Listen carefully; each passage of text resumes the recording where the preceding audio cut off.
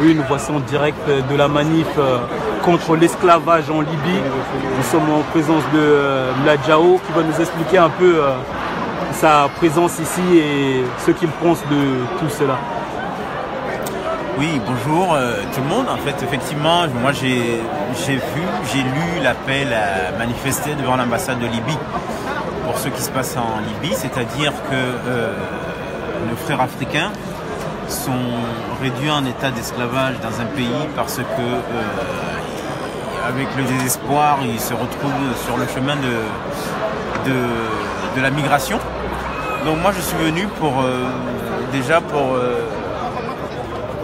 montrer ma présence, parce qu'à un moment donné il faut faire acte de présence et aussi marquer le coup. Mais moi je pense que la solution n'est pas seulement dans la manifestation, mais c'est plus profond que ça. Je pense que la solution est surtout de mettre les dirigeants africains devant leurs responsabilités, de nous prendre en charge, parce que quelque part, si certains nous mettent en esclavage, c'est parce que nous sommes dans des situations où on peut nous mettre en esclavage. Donc c'est là où se trouve le problème. Mais avant tout cela, il fallait faire acte de présence, marquer le coup, montrer qu'on n'est pas d'accord avec ce qui se passe. Est-ce que vous trouvez que les médias nationaux, enfin en France, ont réagi à la hauteur de l'horreur? Non, pas du tout. Il y a quelques... Bon, déjà, c'est un média français, parce qu'il faut dire les choses, c'est France Info, qui a mis en exergue d'une façon officielle. Parce que moi, par exemple, je n'ai pas attendu France Info pour connaître ces informations. Moi, par exemple, je connais l'esclavage qui se déroule, par exemple, en Mauritanie. Nos sœurs et frères qui sont réduits en esclavage en Arabie Saoudite, dans les pays du Golfe. D'accord? Moi, je n'ai pas attendu cette information de France Info pour connaître ce qui s'y passe. Maintenant, c'est un média français, effectivement, qui a mis à l'exergue d'une manière plus officielle ce qui se passe en Libye. Mais cela ne veut pas dire que les médias français en parlent comme il faut. Mais moi, j'ai toujours dit, mais pourquoi attendons-nous que les médias français ou occidentaux parlent de ce qui nous arrive? Nous avons des médias en Afrique. Pourquoi toujours attendre à ce que... Pourquoi les Blancs ne parlent pas de ce qui nous arrive? Il faut à un moment donné changer le paramètre. Parce que si à chaque fois qu'on attend que ce soit les Occidentaux qui dénoncent, ou qui agissent, ou qui nous aident pour lutter contre les sorts qui nous tombent dessus, ou les injustices que nous subissons, eh ben on ne va jamais s'en sortir. À un moment donné, il faut que l'Afrique se prenne en charge.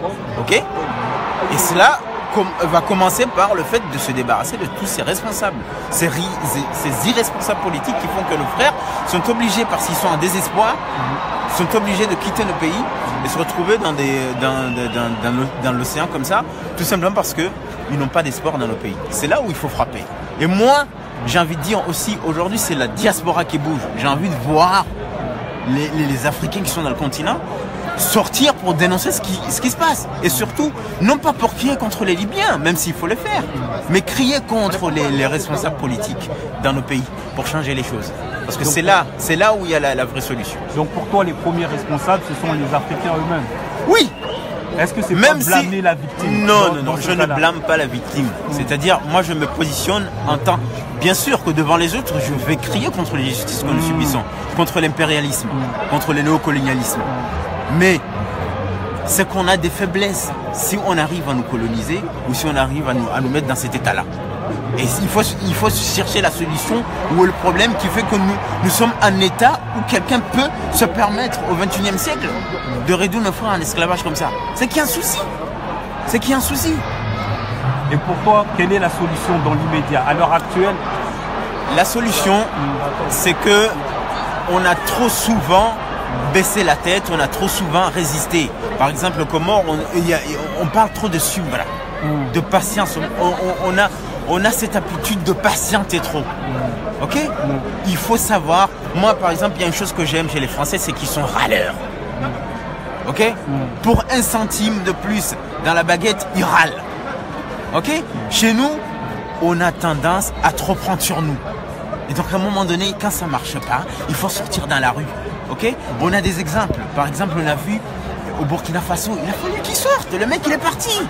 Il ne faut plus avoir peur aujourd'hui, il faut sortir. Il faut les jeter par terre, ces leaders politiques. Parce qu'il y en a marre.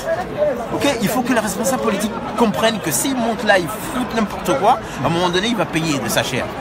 Voilà, c'est ça qu'il faut. Merci pour cette intervention. Je vous remercie.